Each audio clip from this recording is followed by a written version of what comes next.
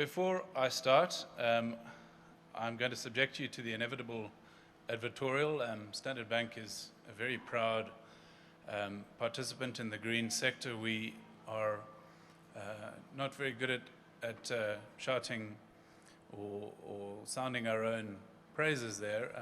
We are, in fact, the greenest bank in this country. We are committed to renewable energy in many different ways until peers stood up this morning and told us that carbon trading was not a good thing. I would have proudly told you that we are one of the top 4 carbon traders in the world. We're the only bank on the continent that's pre-purchasing carbon credits and obviously are trying to make a go of this business. The bank has a presence on the continent in 17 countries, and we have representative offices in another 4, and hopefully the experiences that we have on the continent I can bring to bear in the discussion today. Just by way of background, it probably doesn't come as a surprise to you that the levels of electrification and consumption on the continent are extremely low. South Africa is by far the leader in terms of installed capacity with, I think it was 41 just now, we saw on the other slide. In terms of a comparison to the rest of the world, we have 40-odd megawatts installed, 40,000 megawatts installed in this country by comparison to the close to a terawatt of power installed in the States. In terms of consumption, given our electrification in this country, we are well ahead of our competing nations on the continent, but still fall well behind all of the rest of the world. The consumption slide there in terms of kilowatt hours is again an indication of just how far behind the rest of the world we are. This slide is a very useful slide because it's an indication of what is going to happen on this continent in the next 20 to 30 years. I think it's a great example of where the opportunity is. If you look at Africa, it's a very constrained and thin-looking Africa, which is paradoxical in many respects. But what is useful is an indication of where minerals have been extracted around the world. Australia, South America, and various parts of Asia are where the majority of minerals have been extracted across the world. So what does that mean for us as a continent? It means that there's going to be a considerable amount of beneficiation and extraction on our continent. It also means that there's a huge amount of electricity required to perform that aspect of the extraction business. From a democracy perspective, how has this continent changed in the last 20-odd years? Well, we've seen a considerable shift from a lack of democracy to democratic states elected by the populace across the continent. And what does that mean for us as an electricity sector? Well, it's positive news because for the last 15, 20-odd years, I've been trying to close power projects on the continent and with moderate success, because in many instances you're dealing with governments that don't really understand or even want you to come and help them electrify their nation. From a trade perspective, how has the continent changed? It has changed considerably, and in terms of where our trade partners are going to come from in the next couple of decades. The BRICS grouping is in fact, there's much debate as to whether BRICS is helping South Africa, given our relative size to the other partners. But certainly the amount of trade that is happening across the continent from our BRICS partners is considerable.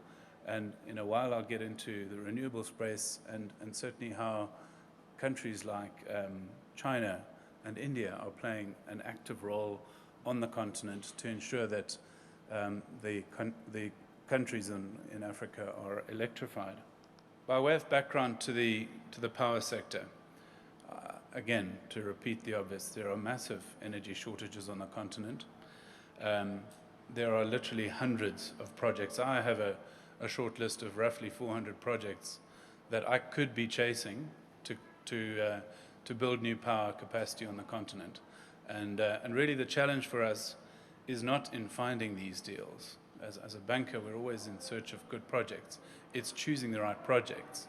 I've had deals on my work list for the last 10 years which haven't made any progress. And one of the main reasons for this is that electricity plants are like ports or airports. You only have one airport, or generally only have one major airport in a city, and you only have one port in a coastal town. The host countries of those nations, or the host nations, are therefore generally quite nervous about privatizing or bringing in the private sector to invest in those assets. And the same can be held true for power plants. The strategic importance of South Africa's electricity sector is of such paramount importance to our economy that there has been a process over the last decade of trying to bring the private sector in. And Lawrence will forgive me if I say that Eskom has been resisting in many respects the private sector coming into the electricity sector, but it's now an absolute necessity. One of the difficulties that we have across the continent is that many of the electricity utilities, the Eskom equivalents in Africa, are generally not bankable, and therefore it makes it very difficult for us to lend to their projects. In terms of breaking up the electricity sector on the continent, it's quite useful to visualize it as four parts. There's SAP or SADC, the SADC region, which is generally covers this Southern African power pool, the East African power pool, Rwanda, Burundi, Uganda, Tanzania, Kenya, and more recently Ethiopia. Central Africa, which tends to function by itself, and then Western Africa, West Africa, which generally has the Benin, Togo, Nigeria, Ghana grouping. What is interesting is that the electricity tariff in the East African power pool is almost double that of our electricity tariff in SAP. And given that Eskom comprises 90% of the trade within SAP, it's little wonder that the average is much lower. Our electricity tariffs have traditionally been a lot lower in South Africa than on the rest of the continent. At one point in the last decade, we were one of the cheapest producers of power in the world. What is useful or interesting to note is that there's only about 120,000 megawatts installed in Africa. 68 gigawatts of that is in sub-Saharan Africa. And within that sub-Saharan Africa grouping, South Africa has 42,000 megawatts. Nigeria, with a population of 180 million people, has 4,000 megawatts installed. South Africa has 40,000 megawatts installed with a population of 40-odd million people. It goes that Nigeria has a massive energy crisis. The delays in this country have brought about this massive power crisis that has been talked about by many people, and certainly the demand-side management initiatives that Lawrence was talking about just now are just one of many initiatives to try to ensure that South Africa meets its energy requirements going forward. In terms of the electricity spend on the continent, what has been happening over the last few years? Well, certainly on the right-hand side, you can see that Southern Africa is seeing the majority of the new spend, and you can probably attribute the majority of that dark line to the Medupi, Kusile, and Ngula pump storage programs. But what that graph doesn't show you is that, and again, Lawrence, you'll forgive me, but Paul O'Flaherty, the FD of Eskom, has stood up and mentioned or told people on more than one occasion that the funding of the new build at Eskom is still 120 billion rand shy of the total requirement. So there's a 120 billion rand funding gap within Eskom that needs to be met somehow. So the challenge right now is how to bring all this electricity online. That 120 billion, just to put it into context, is 3 times the size of Gautrain. We are going to need to find that amount of money to build those 3 projects. The initiatives that are therefore happening across Southern Africa are considerable. There are various demand side, there's new build inside of Eskom, and there is also the private sector that is starting to play a role within the power sector. And certainly that's where I get very excited, because we are participating and supporting a number of projects on the continent that are new builds and primarily involve the private sector. The new energy regulations in this country have obviously played a role in enabling this new development to take place. And our integrated resource plan, which is summarized over here, it's in the process of being updated, is quite a useful summary of where South Africa, certainly, as I've said just now, which comprises roughly a third of the continent's energy requirements, and certainly the majority of the electricity requirement in the SAP region, is going to meet its new build targets. If you look at the bar on the right, there's 17,800 megawatts of renewable energy that is going to come online in the next 10 years. Those 17,800 megawatts are being done in phases. The first phase, which is certainly starting to get quite a lot of publicity, is the REFIT program, or REAP program, Renewable Energy Independent Power Producer Procurement Program. And we are right in the middle of trying to close, as a bank, we're closing 11 projects on the first bidding window. They're a combination of wind farms and solar parks along the south coast and central part of South Africa. And they will contribute considerably to the electricity needs of South Africa going forward. As you can see down the left-hand side, renewables will comprise 42% in terms of the megawatt capacity, but on the basis that the sun's only going to shine for roughly 8 hours a day, and the wind's going to blow for a similar number of hours per day, they won't contribute as much as, say, for example, a baseload coal-fired power plant or a nuclear power plant would contribute. But what is exciting is that the renewable energy space is going to become a considerably large part of our new energy needs going forward. If you look at the short blue line, the 2.5 third bar from the left, it's import hydro. And again, we're very excited to be a part of a hydro project in Mozambique called Mpanda Nkua. It's 1,500 megawatts of hydro with a new transmission line coming down through the center of Mozambique to supply this country with 1,500 megs of mid-merit plant, which would be power that's used probably half the time. In addition to that, there'll be an expansion to Cahora Bassa to bring on another 1,800 megawatts of power to this country. They're all long-term projects. They're probably going to take 5 or so years to build, but they're certainly important for the economies of South Africa and Mozambique going forward. From an African perspective, the renewable opportunities are considerable. The countries like Egypt, Morocco, Kenya, and more recently South Africa, and our neighboring countries of Botswana, to a lesser degree Mozambique, and Namibia, are looking to build a number of solar and wind projects. The important thing to consider in all of this is that renewable energy projects are actually very expensive. However, I'll show you in a minute that the cost of building new PV and wind projects is coming down considerably, and at some point the cost of putting in a new wind farm or a new PV plant will be close to the average cost of generating power in this country.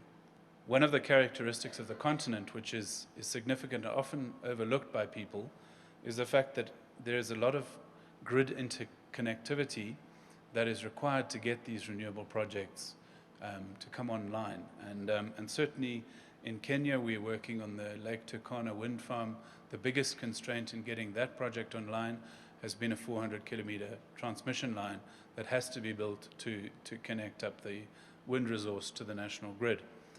In South Africa, you can see various grid interconnectivity going up through Zimbabwe and into Zambia.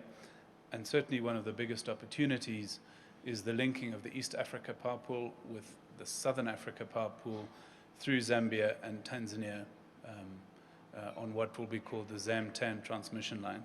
There's also a lot of talk and recent talk by our Minister of Energy about the Grand Inga scheme, which is roughly 35,000 megawatts of hydro capacity up in the DRC.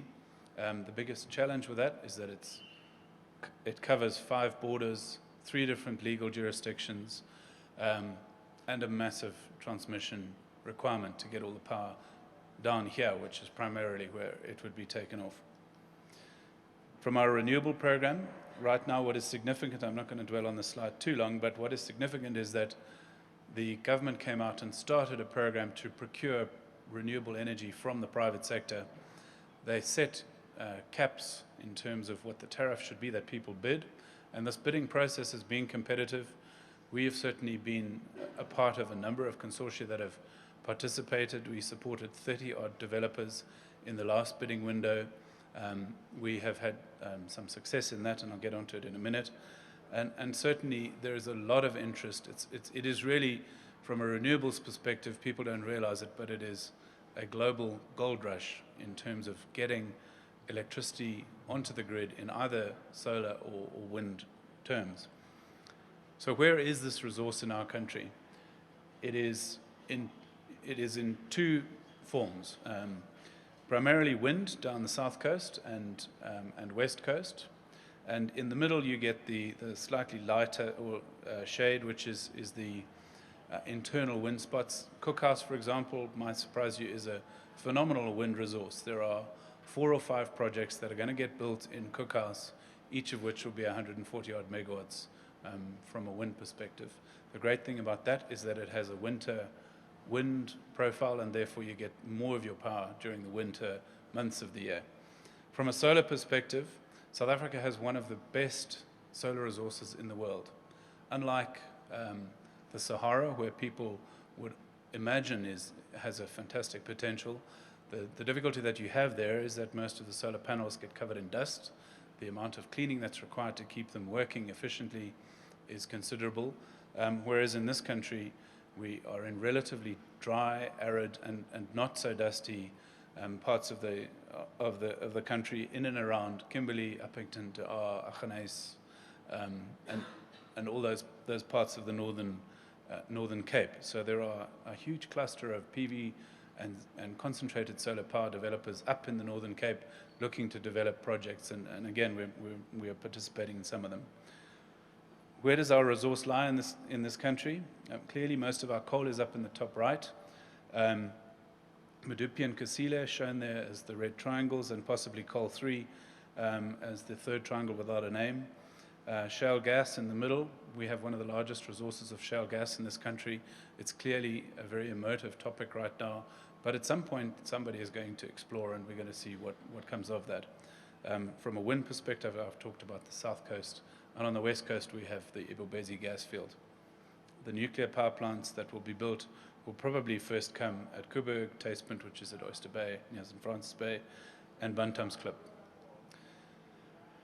The first bidding window that came through in this country resulted in just over 1,200 megawatts being awarded. The blue shaded deals are the ones that we were part of, and clearly we're very proud to be participating in those deals. Similarly, in the second window that came through and was announced 2 weeks ago, we have won 5 projects and will be taking those deals through to close. There's roughly 14 billion rand worth of investment that we're very excited to be a part of. From a tariff perspective, I thought I'd put this slide up, and again, what is useful to understand is that we are, if you look at the red line going across from bottom left up to the top right, this country is going through a massive tariff adjustment. There are 2 reasons why our tariff is being adjusted. The first is that for many years we have not had a cost-reflective electricity tariff, and the second is that there is new bill that has to be funded, and that's what I was talking about when I said the funding shortfall that is currently being experienced by Eskom. Various of these graphs or these lines here show what we as Standard Bank anticipate the Medupi and Kusile tariffs will be. They're a lot higher than the current electricity tariff, and clearly it's going to take the average up for us as general members of the public. The average cost of generation is roughly 62 cents, I think it is right now, and the integrated resource plan anticipates that we would have had 5 years of 25% tariff increases per year, which are massively above inflation. And the impact of that obviously is negative on GDP, in terms of growth, but the counter argument to that is that the cost of foregone energy, as opposed to being 60 cents a kilowatt hour, has been worked out at roughly 75 rand a kilowatt hour. So for every 75 rand, for every kilowatt hour that has to be curtailed, businesses that have to be shut down, it's costing this country 75 rand a kilowatt hour. It's a massive number, and clearly we need new electricity. What is significant there are the 3 blue lines starting at the top that come down, and that's our prediction of about a year ago of what the photovoltaic panel cost would be, or the cost per megawatt would be, firstly in 2012, then 14, and then 16. What has happened in our second bidding window for renewable energy? Well, the first one is that the PV tariff has come in at around R1.69. That is well below the blue line that is just under the word tariffs average. So a considerable reduction already. In terms of wind, the average tariff that was bid was 89 cents. So what does this show for us, or foretell for us as a country looking to develop renewable projects? Well, in my mind, it's a very positive message. It signifies that the cost of renewable energy is coming down, and the cost, and as our average cost of generation goes up, these renewable energy resources should, in fact, become an important part of our electricity sector going forward. In terms of takeaways, I believe there's a massive potential, and certainly we are putting our money where our mouth is by investing in these renewable energy technologies. We see it as an important part of our electricity mix going forward. Choosing the projects, as I said earlier, is one of the most important and most difficult things that we have to address. And clearly, the transparency of the process that Eskom is running and the Department of Energy is facilitating the private sector coming in. And we look forward to being a significant player in this sector going forward. Thanks very much.